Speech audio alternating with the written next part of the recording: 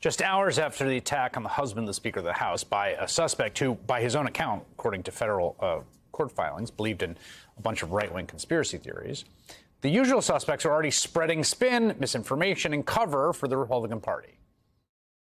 If we have a situation where this is politically motivated, you have to step back and say, why is our country so divided? President Biden, you got up to the podium and said you were going to bring us together. People may be quick to make leaps to certain events in the past, certain political ideologies, what may have driven this person.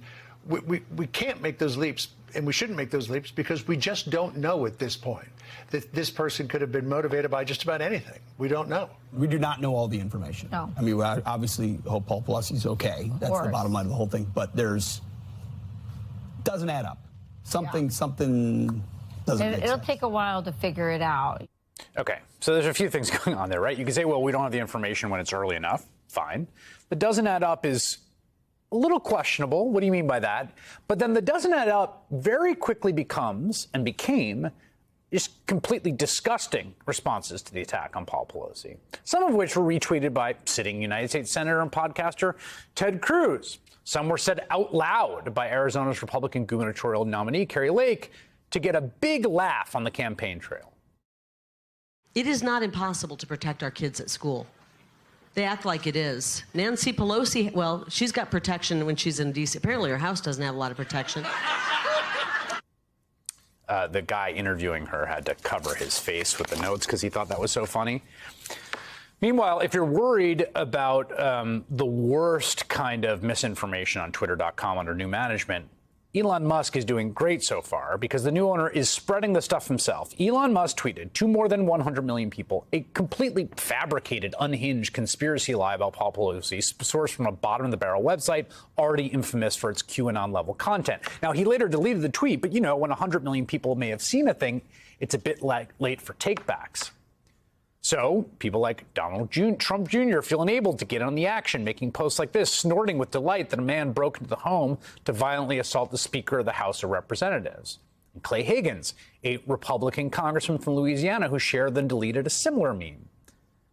Again, this kind of delight in other people falling prey to violence and the conspiratorial worldview that twists and distorts any development to its own ends, it's very much the mainstream of MAGA world right now. Kelly Wiles, a reporter of the Daily Beast, co-hosts the Fever Dreams podcast, which covers right-wing groups, movements, and conspiracy theories. She's also author of the book Off the Edge, Flat Earthers, Conspiracy Culture, and Why People Will Believe Anything. And to that point, I have to say, Kelly, I think of myself as not easy to shock. And yet, Elon Musk tweeting a link to a, again, entirely fabricated, despicable lie about the events that he knew his assailant, they had some relationship. I was shocked by that, A, and B, shocked by how quickly that just became the kind of like standard story for a huge who's who of conservatives. You know, it should be shocking, but we've seen this behavior played out over years now on the right wing of the Republican Party. And certainly, I think we have to include Elon Musk there. He's someone who's been an edgelord on Twitter for years. He delights in posting things that stir the pot and things that are not necessarily grounded in reality. Unfortunately, what would have been years ago a very fringe website with a very limited readership now reaches hundreds of millions of people. Elon tweeted that link. It was a frankly homophobic article. It was completely baseless, but it received so much traffic after that tweet from Elon that the site crashed. That's the kind of media ecosystem we're in right now, where these people have massive megaphones and they can really use them to deleterious effect. It's also sort of a perfect kind of synthesis here or between this individual who clearly had kind of fallen down a rabbit hole of kind of paranoid conspiracy theories, every single one of them, as we said, referenced. And then precisely the kind of thing he would subscribe to popping up and advocated by folks on the right in the immediate aftermath of him being driven by these same conspiracy theories to this violent action. Yeah, I think it's really striking, Chris. There is this cycle really of Republicans instigating this kind of language, winking and nodding at the fringes of their party, and then not taking any responsibility when people inevitably act on those claims. You know, if you truly believe the QAnon claims that people are drinking baby's blood in a basement, I think it's very natural to want to take action on that. Of course, however, this is an easily debunked claim, and Republicans have a responsibility to say that's not true. They have a responsibility to safeguard their peers against these violent and bloodthirsty claims. But that's not what is happening. And when people, again, do act on those claims, Republicans will either say, oh, well, not really any of our doing, or really laugh at it, encourage the next guy. Right, laugh at it. I mean, that's the other thing I found, that Kari Lake moment I thought was so revealing. You could see it in her sort of deadpan. You could see it in the crowd's reaction. Like, again, they're laughing at an 82-year-old man being slugged with a hammer and his head so hard that his skull fractured and he needed emergency surgery and is currently in the ICU. That's the joke. Like, there's no joke other than that. And if you're laughing at that, what you're doing is you're sort of, it seems to me, kind of collaborating with the audience in producing a sense that this kind of thing is okay. Absolutely. And I think Republicans sort of jumped the shark nearly 2 years ago now when they failed to hold most people accountable for the January 6th riot. You know, there were a couple moments after the fact where it did seem like some Republicans were going to get on board with widespread condemnation of this attack.